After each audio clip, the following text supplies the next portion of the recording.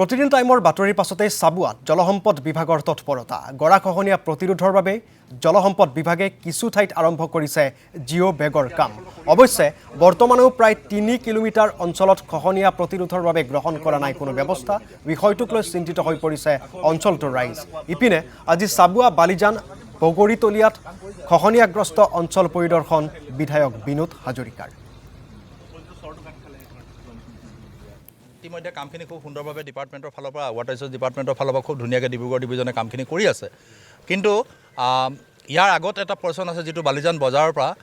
পুখুৰীজান বুলি কয় প্ৰায় 3000 মিটাৰ অৰ্থাৎ আমাৰ 3 কিলোমিটাৰ তাত আমাৰ আছে সেইখিনি অলপ ইৰ'শ্যন হৈ আছে আৰু সেইখিনিও আমাৰ বিভাগীয় কৰ্তৃপক্ষৰ পৰা ইতিমধ্যে ডিপাৰ্টমেণ্টৰ ফালৰ পৰা দিল্লীলৈকে ইয়াৰ ফাইল গৈছে ৱৰ্ল্ড বেংকৰ প্ৰজেক্টৰ দ্বাৰা এই কথাখিনি চিন্তা কৰা হৈছে নিশ্চিতভাৱে আমি